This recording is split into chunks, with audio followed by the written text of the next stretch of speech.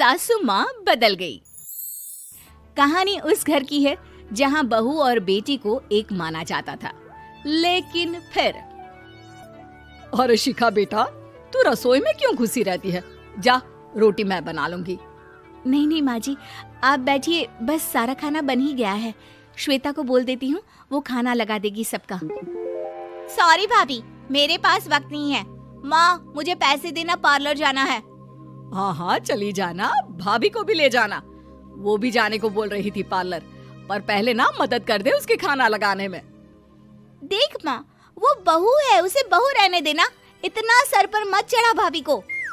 श्वेता, ज्यादा मत बोला कर। बहू और बेटी में कोई फर्क नहीं होता है। जा जाकर काम कर।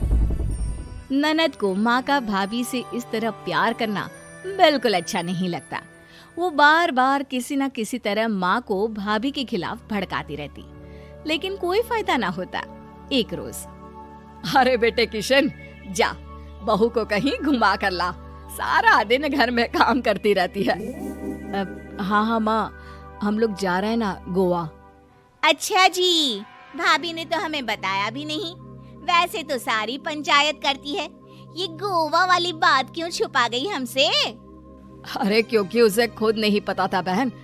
मुझे टिकट सस्ती मिल रही थी तो मैंने बुक कर दिया। हाँ शिखा, पैकिंग कर ले, संडे हम जा रहे हैं गोवा। दोपहर में शिखा पैकिंग कर रही थी कि सास आ जाती है। ये क्या बहू, साड़ियाँ? अरे गोवा जा रही है घूमने या फिर शादी में मायके हैं? माँ जी, ऐसा कुछ है ही नहीं, समझ में नहीं आ रहा क्या रखूं कपड़े में। अरे तेरी और श्वेता की साइज तो एक ही है, उसके कुछ मॉडर्न कपड़े ले ले, आकर लौटा देना। हाँ माँ जी, ये ठीक रहेगा। शिखा श्वेता के पास जाती है और उससे कपड़े मांगती है। ना जी ना, मैं अपने कपड़े ना दूं, वैसे भी फैल जाएंगे मेरे कपड़े, बहुत महंगे वाले हैं। शिखा मुंह लटकाकर कमरे में आ जाती है तो सास कहती है, चल तैयार हो जा, तुझे मैं शॉपिंग करा कर लाती हूँ गोवा की। बस फिर क्या था, सास बहू निकल जाते हैं मार्केट और एक से बढ़कर एक ड्रेस खरीद कर घर आते हैं। पहले बता देती कि नए कपड़े दिलाने वाली है भाभी को, तो मैं अपने ही दे देती ना भाभी को, मुझे दिला देती नए कपड़े। देख श्वेता, परिवार का मतलब सबके साथ रहना होता है, ना कि सिर्फ अपना सोचना। वैसे भी तुझे अच्छे संस्कार सीखने चाहिए।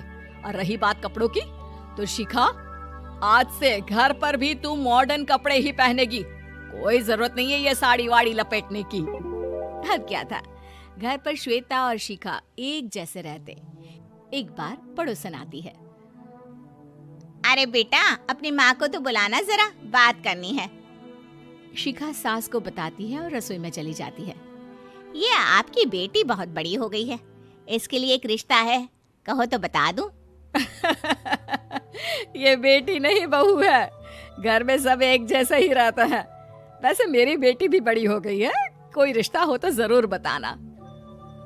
पड़ोसन रिश्ता लेकर उन लोगों के घर आती है। तब श्वेता की होने वाली सास कहती है, तो ये घर है, कितने मंजिल का है? और ये बहू ने आपकी क्या पहन रखा है, जीन्स टॉप? अरे भाई, साड़ी वाड़ी नहीं है क्या इसके पास? देखिए, सर्दी है तो साड़ी में बहू कैसे मैनेज करती, वैसे पहनती है साड़ी भी।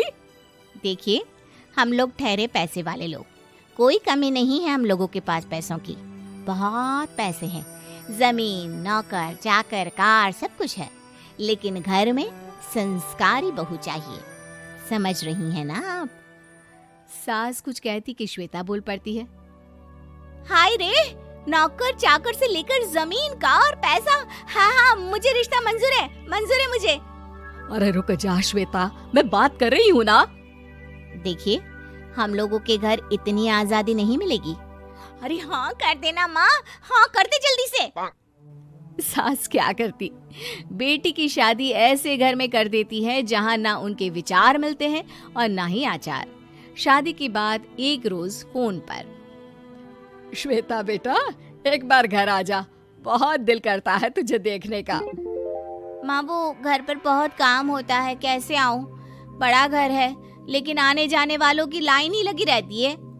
बेटा मैं तो जानती थी उस घर का हाल, लेकिन तू ही नहीं मान रही थी। माँ देख, हर घर का यही हाल है। तेरी बेटी को यहाँ घूंघट हटाने की परमिशन नहीं है और एक तरफ भाभी स्कर्ट पहनकर घूम रही है। बेटा मुझे क्या पता था कि मेरी बेटी को ससुराल के नाम पर पिंजरा मिल जाएगा। अच्छा माँ, फोन रखती हूँ, सास को गर्मा गर्म रोटी खिलानी है। तुम लोगों की तरह नहीं कि एक रोटी बनाओ, एक सब्जी बनाओ, फिर सारा दिन फ्री होकर घूमो। सास फोन तो रख देती है, लेकिन सोच में पड़ जाती है कि एक तरफ बेटी जिसे कोई आजादी नहीं, वहीं दूसरी तरफ बहू जिसे देखकर लगता ही नहीं कि उसकी शादी भी हुई है। अगले रोज। शिखा, अरे ओ शिखा। हाँ माँ, क्या हुआ? कुछ चाहिए आपको? मैं जिम जा रही थी। जिम के कपड़ों में बहू को देखकर सास को घूंघट में अपनी बेटी का ख्याल आता है। देख बहू, घर में बहू की तरह रहा कर। इतने टाइट कपड़े पहनकर जिम जाना पसंद नहीं मुझे। जा जाकर रोटी बना। रोटी? माँ अभी तो शाम के 6 बजे हैं, इस वक्त रोटी? अब क्या मेरे खाने पीने पर भी पहरा है? अरे जब मर्जी तब मैं अपने घर में खा भी नहीं सकती क्या? बहू को अजीब लगता है। वो समझ नहीं पाती कि जो सास कल तक इतनी सपोर्टिव थी, उन्हें अचानक से क्या हो गया। वो किचन में जाती है, गरम रोटी के साथ 2 तरह की सब्जी, रायता, सलाद सब लेकर सास के पास आती है। माँ जी, खाना। इतना सारा खाना? राक्षस समझा है क्या मुझे? रोटी मांगी थी मैंने गर्मा गर्म बस। पर माँ जी, रोटी खाती किससे आप? सब्जी तो बनानी थी ना। अरे भूख मर गई मेरी तेरी बहस से। जा जाकर काम कर, अंदर पूरी रसोई साफ कर। बहू अंदर चली जाती है। थोड़ी देर में श्वेता घर आती है। अरे शिखा जल्दी से चाय ला, पकवान बना, मेरी बेटी आई है। अरे नहीं नहीं माँ, ड्राइवर बाहर खड़ा है। मैं तो घर का कोई सामान खरीदने के बहाने यहाँ आ गई हूँ, मुझे जाना होगा। अरे बेटा, पर कितने दिनों बाद देख रही हूँ तुझे, रहने आ जाना 2-4 दिन के लिए। आ जाऊंगी माँ, जब मेरी सास मरेगी तब। मैं तो रोज मन्नत मानती हूँ कि मेरी सास मर जाए तो अच्छा है। अच्छा चल, जा रही हूँ माँ। हे भगवान, कैसे कैसे दिन देखने पड़ रहे हैं मेरी बेटी को। सास अंदर जाती है, जहाँ श्वेता की जिम वाली सहेली का फोन आया होता है। क्या बात है, आज जिम नहीं आई? अरे पता नहीं यार, आज माँ को क्या हो गया अचानक। पर खैर कोई नहीं, लगता नहीं कि मैं अब जिम आ पाऊंगी। शिखा स्पीकर पर बात कर रही थी, जिसे सास सुन रही थी। यार ये सास ना होती ही ऐसी है। मैं तो कहती हूँ बुढ़िया जल्दी मरे और तू आराम से जिए। शिखा को सहेली की बात पर गुस्सा आ जाता है। माँ के मरने की कौन सा बच्चा दुआ मांगता है मोहिनी? आगे से ऐसी बात मेरे सामने मत करना। हमारे घर की शोभा ही माँ है। क्या हुआ जो थोड़ी सख्ती दिखा रही है? उसमें भी कोई ना कोई उनकी भलाई ही होगी। मैं तो कहती हूँ भगवान मेरे जैसी सास सबको दे, जो सिर्फ माँ की तरह है। सास वाली तो कोई बात ही नहीं है उनमें। सास ये बात सुन रही थी। उनकी आंख में आंसू आ जाते हैं कि क्यों वो बेटी की किस्मत में बहू को भी भागीदार बना रही थी।